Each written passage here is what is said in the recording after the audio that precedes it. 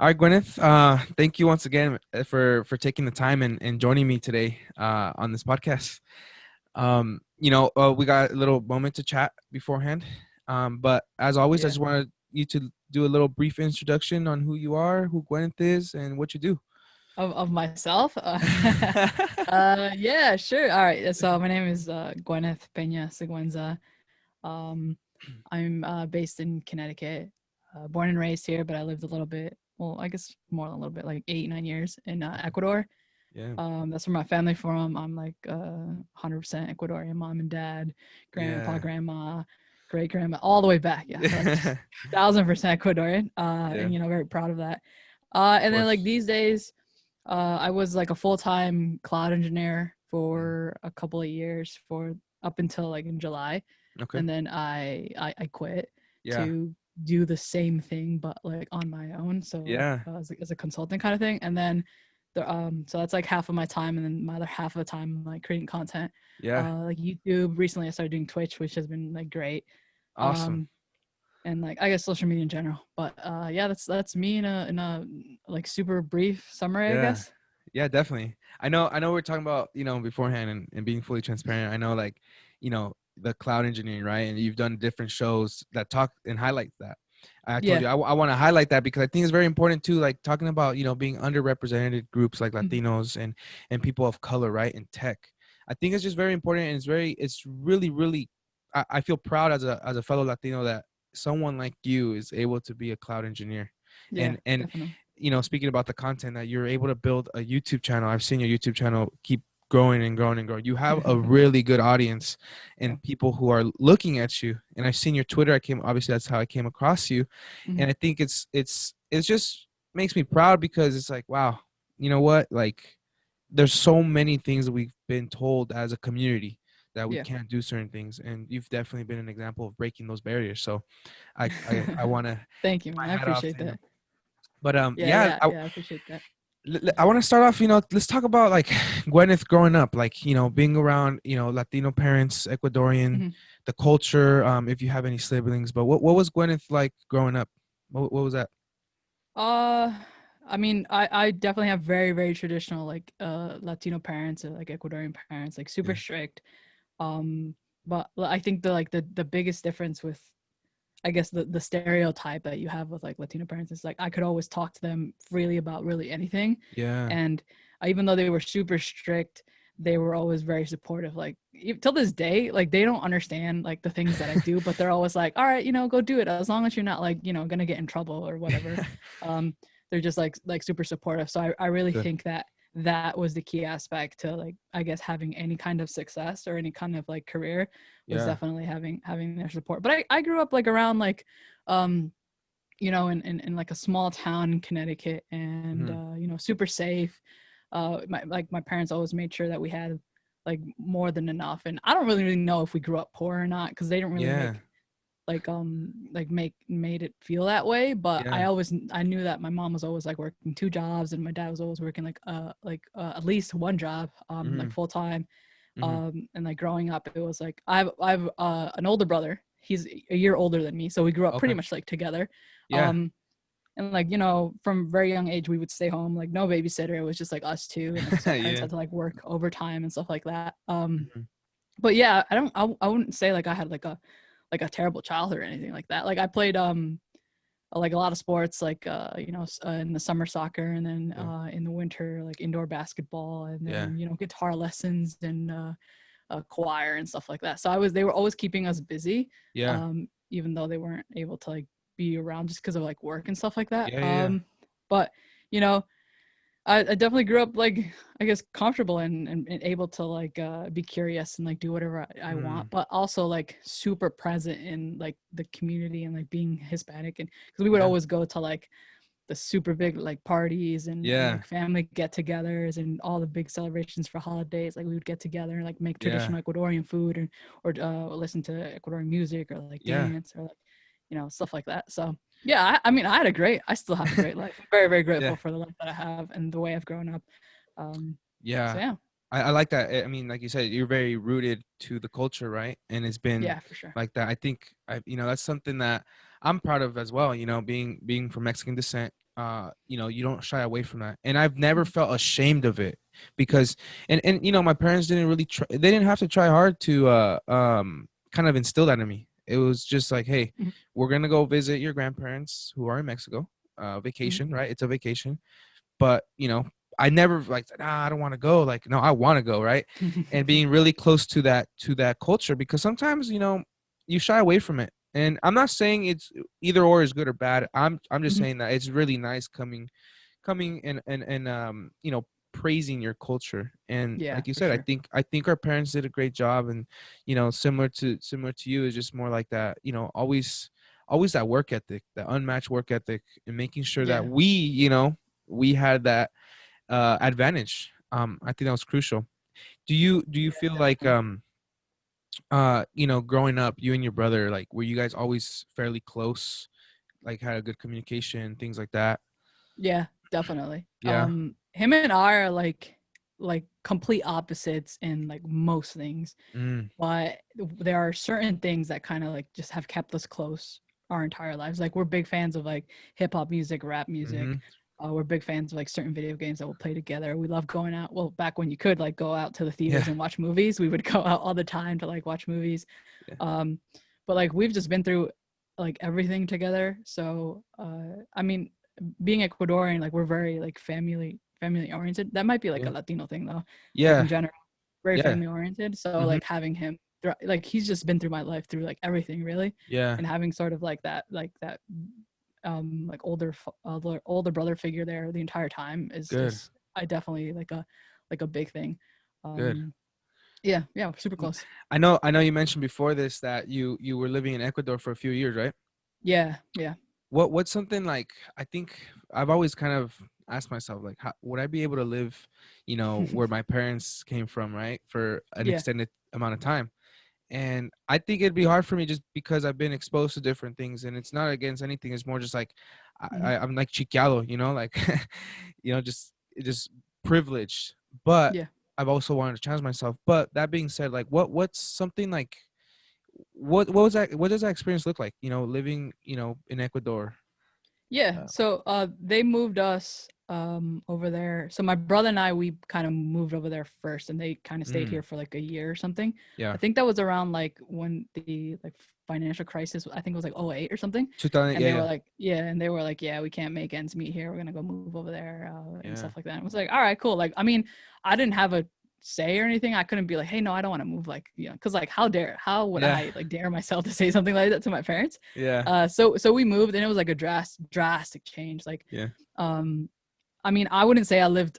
I could never say that I lived the childhood that, or like the life that my parents have lived, because I don't like the way they grew up versus like the way I'm growing up is completely different. Like they Yeah. had to like really suffer, and I'm like super grateful that they worked super hard for me to never Mm-hmm. have to go through that. Yeah.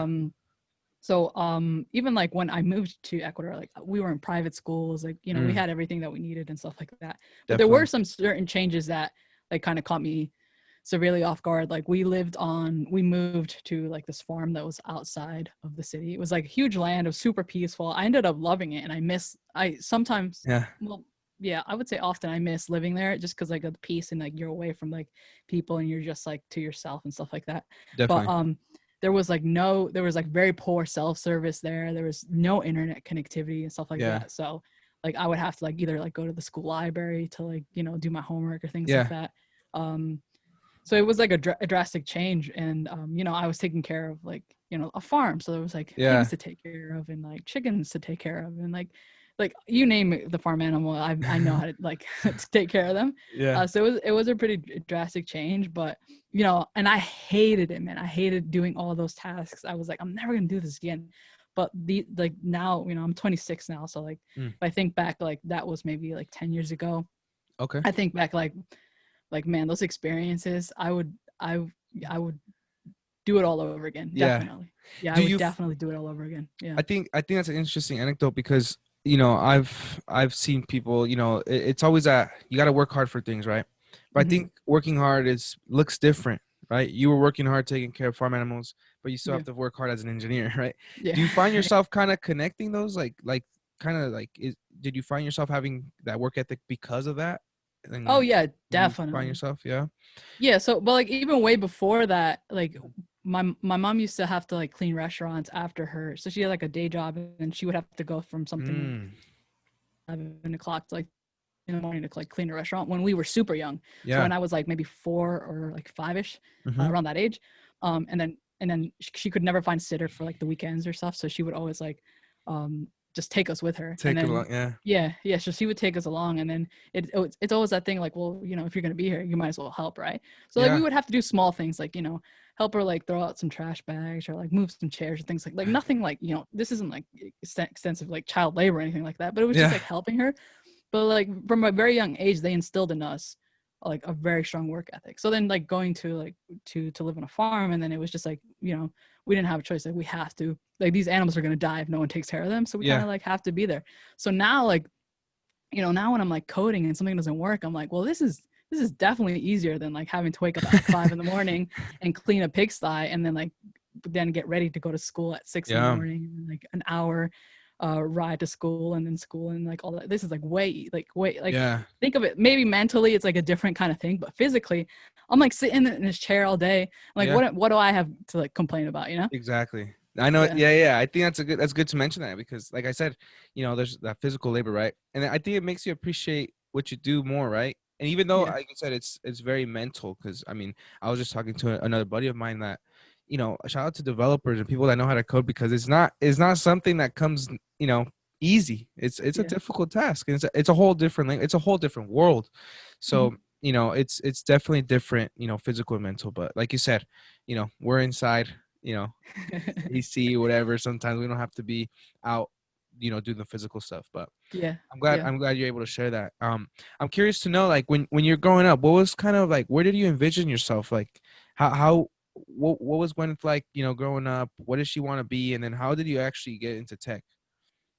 I was always interested from a very young age, always interested in computers, but not necessarily Mhm. programming. Like I'm not gonna lie and say like I was 6 years old and I, started programming and like no. I was Yeah. just like always interested in like different things. Like Mm. my dad growing up, he was super interested in like engineering in general, but he was Okay. also like a DJ, like a party DJ. So like Mm. I remember he would bring us around. And back when you used to have like the crates, you had to carry Yeah. around the crates with all Yeah. like Oh, the yeah, units yeah. and stuff like that. Yes. Yeah, so he would take us, and again, like not being able to like find a babysitter or something, we would just like hang around with him and like be at the parties, and he would like MC and stuff like that. So I was like super very young, influenced by music and Music. influenced by him.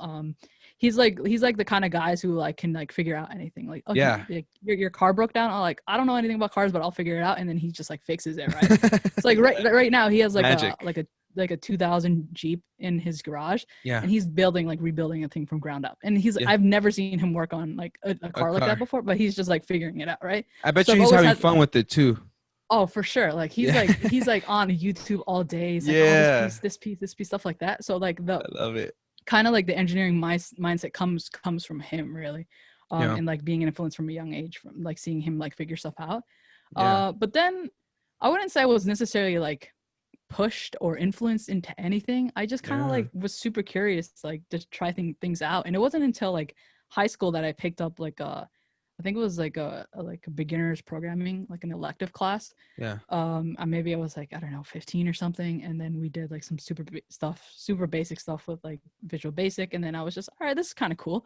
But Yeah. then I kind Yeah. of like carried on, and then when it came to like pick like my majoring in college, Mm. I was like, I was between like journalism, I think, Mm. and and Super different. Super different. and in computer science. Yeah. Yeah. But then my mom was like, "You're not gonna make any money in journalism." Yeah. But I think I, it's interesting that I bring this up now, just because like now how I'm like creating content, and it's kind of Exactly. like a way of like journalism, so it's like Yep. full circle. Mm-hmm. But yes, I ended up picking up like computer science for 2 semesters before like dropping out. Mm. But like in terms of like programming and all that stuff and like my fundamentals, I kind of learned there, and then from then on just like YouTube and stuff like that. Self-taught. But yeah, pretty much after that. But I mean that's like kind of my story. I was like okay, I'm kind of interested in this. Let's just go that way, and it kind of fits well with like, because programming is also super creative. Yes, It's very. as much as people think it's like a very technical thing. It's also like, once you understand all the technicalities and all like the syntax and stuff like that, you have Yeah. to come up with these creative solutions, right? I agree. So it kind of like fulfills those two sides. And now that I have like the content stuff, and it's like I'm sort of being technical through my content, which is a creative thing, because you're thinking like, video editing, and all that kind of stuff. It's like it's like the kind of the perfect combination for me now. Yeah, I'm liking that you mentioned that, because I mean, you're creating content, and it's interesting to see that you had the choice between journalism and computer science, two different sides, right? Yeah. And I love journalism. I mean, I wish I would have. I guess I don't want to say I wish. It's something maybe I would have maybe been interested in younger, but now creating content myself too is just like that form of journalism, right? And you have the full control of it too, the full control of narratives, and now, you know what I mean? And that's what I like too, because it's become decentralized. Like you said, you go on YouTube, you find some good instructors, if you want to go learn something, right? And then if you create content, you have full control of the narrative. Like, what do you want to showcase? I think that's beautiful. And that's cool. Now I know you mentioned you left your job back in July, right? Was that what position was that, if you don't mind me asking? I was cloud engineer. Oh, cloud engineer. Okay. So how long were you there for? I think I was there for about a year and a half, or maybe a little bit more, around that. Was that would you consider, was that like your first official cloud engineer position? I guess that was the first one that had cloud engineer in the role, but like in terms of actually doing cloud tasks, I was doing it like way before that. Okay. But yeah, it was the first one that was like on the HR paperwork said like cloud engineer. Yeah. Now, how I know you said you're like you dropped out, right? And then you self-taught. Was that like a barrier trying to get a job in that? I mean, people ask me that question, but the thing is, like, I don't have anything to compare it to, so I don't know if my journey was necessarily harder than other people, or if I would have gone to school and graduated, it would have been easier. Like, I don't know. The thing is, like, I just knew like I have this going for me. I gotta find my way to work my way up the ladder, I guess. But yeah, I don't know. Till this day, I don't think it's been a barrier for me. Interesting. Yeah. Interesting you say that, just because when you think of tech positions, you got sometimes you're primed to think, I need a degree, or I need this amount. But I'm liking the shift that's happening in big companies, Google especially, to just having those, or at least they say, right, that you could have a position without having the degree, but a technical position. I like that. What so I'm curious to know, to set the record straight. I say Azure. Is it Azure? I say Azure. Okay, Azure. But I hear most people say Azure. So I don't know if I'm wrong or if y'all are wrong. Yeah. It's because I've had this conversation with one of our co-founders, like Azure. He's like, bro, it's Azure. I'm like, okay, well, I'll take your word for it, because he actually got some chance to work in it, right? So I was like, all right, you obviously have exposure to it. And the reason I asked, I just want to see, the person who actually uses it, how they pronounce it. Now, before we move on, onto more like personal side, what exactly? So what does the MVP entail, and what's the requirements for that? Like, how were you able to get that from Microsoft? Yeah. So the Microsoft MVP is basically someone who's contributing, it's just useful resources to the community, right? In terms of requirement, I don't think there's a strict list. It's like you have to get nominated by another MVP or someone from Microsoft. So in my case, I was nominated by 2 engineers at Microsoft. Oh, nice. So people have been like following my content for a while, and then they were like, "Hey, like I would love to nominate you for MVP." Amazing. So that worked out, but so like when I started making YouTube videos, which is like back when like COVID started hitting heavy, and I'm like, I got this time, I'm gonna start, like, I've always wanted to do this, like, let's do it. You're telling me, hold on, you're saying that you started YouTube just recently? Yeah, in March. Oh man, that's so crazy, because like I love it. I wanted you to, I'm just like, oh, maybe she's had it for a few years maybe. But you're telling me you started, and I mean, if people need to go see your YouTube, especially just to get to know you and your expertise. But I mean, I've eyed it, and I'm like, you're telling me since beginning of COVID, you have what? I mean, last time I checked, you had like 750 subscribers, I believe. I got like 2K now, 2 something. Oh man, that's Yeah. amazing. I didn't want Yeah. I didn't mean to interrupt. I just was just like, what the heck? But Yeah. Yeah. yeah, Yeah. go ahead. Uh, yeah. So I started back in when COVID hit, and Yeah. I wasn't gonna do it, and then I was talking to my girlfriend one day, and she's been wanting to do it, just do it. Like Yeah. she said it in a tone where I was like, okay, damn, I got to do this, right? So then I just started like weekly, kind of just like publishing videos about stuff that I was interested in, and fortunately, I'm working on like with stuff that it's like serverless and Azure Functions and stuff, which is kind of like Awesome. all the rage, and like you hear serverless all the time. Yeah. And I just happen to like be implementing solutions at my job I love it. using that kind of stuff. So I was like, all right, let me just throw up some videos on that. Um, and then you know how social media works. Like you Yeah. share something, and then by some sort of magical social media work, someone finds it, and then it somehow got in the hands of like some engineers at Microsoft, and they were like, "This is super cool. Like I like the way you explain stuff. I like your style." And then they followed me, and then here we are. I guess a couple of months later, and then I've obviously a couple of things have happened, but I can't tell you there's like a cheat code or anything to get Yeah. MVP. It's really just like don't set out to necessarily become an MVP. Just like really make genuine content and make sure you're authentic to yourself and authentic to the content, because that stuff comes out in like the stuff Mm-hmm. you're creating. Like if you're copying someone, or if you're like not into the stuff, Mm-hmm. then you're not going to be engaged, and you're also not going to engage the person who's watching that kind of stuff, right? So Yeah.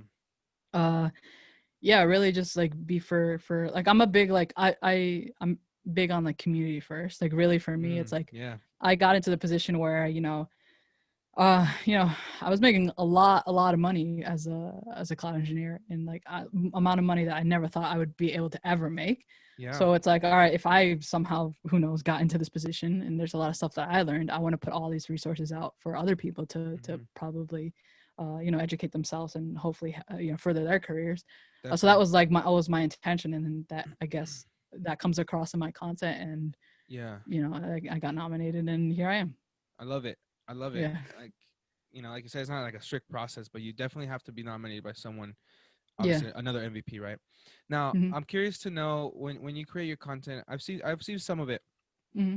Um, kind of going back to like the Latino roots. Hmm. Do you kind of are you kind of showing that? Is that something that kind of drives some of your content too, to kind of like maybe resonate, or maybe what's your demographic like? Do you have some Latino people following you? Like, have you kind of Yeah. tracked that?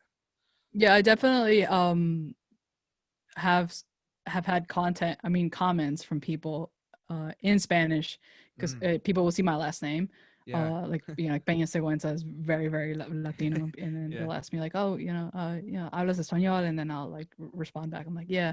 I did one. I think I did just one video in Spanish, and that's on my channel. And then I've been wanting to do more, and I plan on putting more yeah, Spanish content out there. But I think you see my face is in like all my videos, yeah, and you can just look at me and you can tell that I'm Latina. yeah, yeah, So like I'm super proud of that, and I've always wanted to like be like very very transparent, not only with the content that I make, but like who I am and who's mhm, behind the content, because I think that matters as well. yeah, And also like we started this little community. Well, it's not little, it's like almost like 1,000 people now. It's yeah. called No, 100 it is. Days of Cloud. Oh yeah, And it's got like there's a channel in there that it's just for like Spanish speakers, and it's pretty active too. yeah, um so yeah, I've been definitely on my to-do list is to make more Spanish content, and see if I can reach that I guess that demo too, demo. because Yeah. yeah, I think definitely. it'd be powerful, like you said. I think you're rooted. I think it'd Hmm. be aside from inspiration, because I like the inspiration, right? I've not always said this, but when I've had motivation and not done anything with it, it's kind of Hmm. useless, right? But I think it'd be motivational and inspirational to see someone like you to kind of talk to people like us, right? Yeah.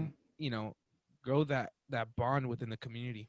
Yeah, for sure. That reminds me, because I know right now you mentioned, like, people see your face and on your content, you could see that you're Latina. Hmm. However, like, obviously the last name definitely a good indicator. But I know Yeah. you recently tweeted that the reason why your father called you Gwyneth. Oh yeah, yeah, yeah, I want yeah. I want you to share that, because I think that was very interesting insight on you, and Hmm. like, even with like current climates around us right now, right? Yeah. And the social prejudice between different various groups of color. Mhm. Um, can you speak a little bit about that? Like, having a conversation with your dad about that, or him bringing that up. Like, how was that Yeah. conversation? I don't remember why I asked, but I was like, hey, like, I think it was so people consistently call me, like ask me like, hey, do you want to be called like Gwyneth or Gwen, or and I'm always like just Gwen. It's like, because Gwyneth is Mm, like my full name, yeah. and it kind of feels like my parents are talking to me, so just call me Gwen, right? So then one day I was like, someone asked me that, and I was like, I just thought to myself like, why, like, where did Gwyneth come from anyway? Maybe Yeah. someone asked me like what my name means or something like that. So I asked Mm, my dad, who named all of us, like name my brother's name is Casey, so it's also very like not mm, Latino name. yeah. So and I have like a little sister where she's like 8, so we have like an 18-year difference, and her name is Oh wow. Chinoa. So it's like I think it's Native American, but I can't remember like which Yeah. exact. But Interesting. anyway, so then I asked him, and he's like, well, it's it's like a super white name. That's what he said. Like, Yeah. I'm just like telling you what he said. Yeah. Yeah. And I was like, all right, so well, like, well, what was the point? He's like, well, they see your name, and maybe they won't think like you're full on Latina, and like you probably wouldn't get as like racially profiled on like documentation. Yeah. Um, so he's like, yeah, I figured like, give you guys the best shot that I could from like every aspect, not only like making sure like that we get a good education, that we get Yeah. like any stuff like we need, like also like being put in like extracurricular activities and stuff like that, but also just like to the basics of like your name. Yeah. um so yeah, that's why we're all named sort of like not traditional Ecuadorian names. Yeah. And I'm gonna assume too that I don't think he did it ashamed, right? I think he did it to actually give you guys that advantage Yeah, and kind of eliminate or try to eliminate that prejudice, right?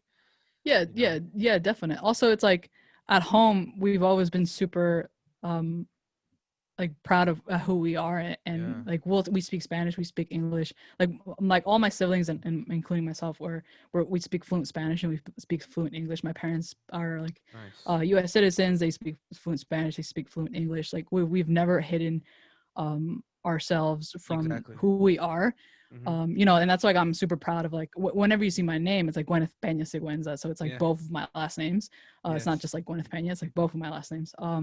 And but it's also like they understand that there are certain things that we have to do to sort of like go, I guess, go with what the system is. Like we have to Right. speak fluent English, like they have to speak fluent English, like we have Yeah. to, like there are certain things that we just like we just have to do, right? So it's Right. like we always have to put in the extra work, and whatever it is, that whatever that is, it just is. Yeah. And um yeah, but I mean, again, I can't really compare my life to like what if none of this actually we did any of this. Like what if my name was Correct. like Maria or something else like Yeah. that? Like what Yeah. would how different would my life would be? I mean, Yeah. I can't answer that, but Exactly. I'm just gonna assume that it did help. Yeah. No, Yeah, I think it's interesting. I mean, shout out to your dad. I mean, he has the best interest in you guys, obviously. yeah, And definitely. I mean, again, it's very interesting because we went from talking about being super rooted, right, to Hmm. your culture and being proud, but also, like, hey, there's also, it sucks. It sucks. And that was his Yeah, way of kind of, you know, um, fixing that at least, right? yeah, So yeah. that's interesting. I know you right now, you mentioned you have a 8-year-old sister. Yeah. Um, I want to know, like, is that like how's that like role model, big sister type Um. position, like Yeah. especially with the age gap, kind of with the age gap. Yeah, so what's cool with like the huge difference in age, it's like I kind of like helped raise her, so I know what it is Okay. to, like, make the bottles at 3 in the morning because the Yeah. baby's hungry, or like change Yeah. the Okay. diapers, or like Yeah. rock the baby to sleep for like an hour because the baby doesn't want to fall asleep, and the baby's crying, like what's wrong, like, yeah, I've done everything, why is the baby still crying, we gotta go to the doctor, whatever, stuff like that. So Yeah. I've had that experience with her, so it makes me understand, like, one, I love children, but like not yet. Like I'm cool. I had my little trial run with my little sister. Like I definitely want kids, but like not right now. So like I went Yeah. through that, and um beautiful experience. Like being an older sister to me is Mhm. like a huge blessing, because it kind of like whenever I do something, I have to like check myself like twice. It's like, all right, am I doing this? Am I doing the right thing here? And it's also Mhm. like it's not like it's like I've always kind of had an audience, even though it was just like her at like before, right? You know, Sure. now obviously I have like YouTube and like the Twitter following and all that stuff, Yeah, whatever. But definitely. it's like before, it's always said like I have to be careful because like she's right here, and like kids absorb stuff like a sponge. Like you say something, and like 30 Insane. minutes later, they're gonna repeat it in like a random context. So like you have to Insane. be super super careful, right?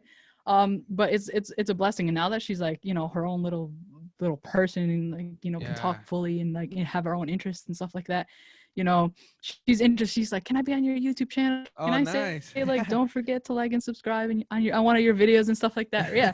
um you know, she's into video games, she's into like a lot of stuff too, and it's cool. Like it reminds me to you know, check myself, but it also like gives me opportunity to like also kind of instill her in like a right way too, Yeah. because you know, I'm still older sister, like I still have to like look after her, I still have to make sure like, Of you know, she's course. eating correctly. Yeah, yeah, yeah. Like if she's spending too much time on her iPad or on like watching TV, I'll go like tell her to like write a book and Yeah. like give me a summary, and then I'll go over the summary with her and like stuff like that.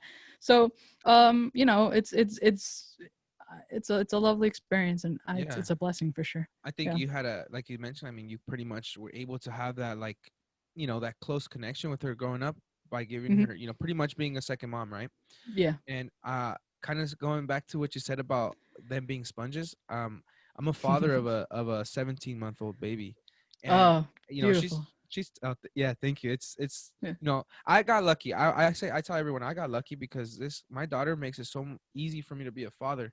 You know, Yeah. it's just like but I, I wanted to mention, yeah, she's tiny right now, but 17 months, and it's crazy. You have to be very careful about what you do and what you say around her, because Yeah, that for little sure. girl, every single day I'm looking at her, I'm just mind blown, because they Yeah. literally absorb, and like she has her own little character going on right now, but it's Mhm. like, how, like, I don't understand it. It is like I just sit there and just I'm witnessing it, but it's Yeah. definitely true. And you know, being an older brother too, I only have a younger sister. She's Mhm.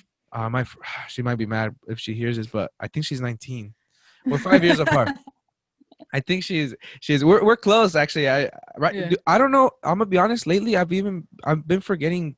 Like when someone was like, "How old are you?" I either say 23 or 24. I've been forgetting. I don't know. Anyways, like it's kind of, you know, that older brother role, right? That Mhm. given role from the get go is definitely a really good experience, because it I think you have an advantage of being a leader. You know, Mhm. and you start adapting to different things with family and things like that. So I think that's Yeah. really cool that you say that you have that experience growing up, and that she actually still, you know, even though the age difference, she still looks like, hey, can I do this on your YouTube channel? That's really cool. I Yeah, like yeah. that. It's cool. And you know what? One thing I will also add is like having someone either like that, you know, having a child or something that you have to take care of, like understanding Yeah. how to take care of someone, and like just seeing like I notice like in my little sister, when I'm not spending as much time with her, like her behavior will change in a way, and then I Yeah. have to like, you know, I'll have to stop working and I'll have to like go outside, play in the swing with her or something like that. And then, you know, I used to be like, oh well, let me buy you this thing, and like maybe it'll occupy her time for a little bit, but then at the end she still has that same behavior where it's like, oh, I need sister time, right? So it's cool. It kind of Yeah. like reminds me, it's like, you know, Gwen, working all the time, making all the money, it isn't like everything really, like your time Yeah. really. And I know this is cliche, I know everyone says this, but man, it just helped me understand that like time is so precious. It's like a big reason why I Yeah. quit my full-time job, Mm-hmm. because it was like, you know, if I'm Consuming you, putting right? in, yeah, it's consuming me, and like mentally, like and all that kind of stuff. It's like I'd rather do something, maybe make less money, but do something that I enjoy, Yeah. and that I have that like work-life balance where I can like be with the people that I love. Because like if I die tomorrow and like Yeah. not spending a lot of time with them, but I die with a high salary, like, you know, like what do I get out Yeah. of that? But if I die Yeah. happy, like being next to them, and like being healthy and all that, like it Yeah. really, really reminds you of like what matters at the end of the day, when you like you shut down your laptop, like you're home, you're chilling, and you're like, Mm-hmm. I'm just like at peace. Like, you know, Yeah. there's nothing better than that. No, yeah, and like you said, it sounds cliche, but I think it's a good reminder though, because you know sometimes you're so engulfed in whatever you're doing that Hmm. you kind of shy away from the actual reality, right? I was Yeah. actually, I'm gonna be honest, I was going through something very similar not too long ago, where it's just like like consumed and just, you know, work, and I need to get this done, and like, you know, I Yeah. don't have time for this or that. But it's like, then I just released a piece of content that there's like, I don't think it's not about having time. Time is precious, but time is also like endless, if you know how to utilize it, right? I think what we struggle with is with discipline, is allowing ourselves to put down our computer and hang out with our little sister, put down our computer, go actually on a walk to the park with your daughter, things like that. So it's a good reminder because it's really, really easy to drift away from that. And it's good just hearing it. But yeah, Gwen, I think, thank you for sharing like a little bit about yourself and you know, of course. what it is, you know, what it takes to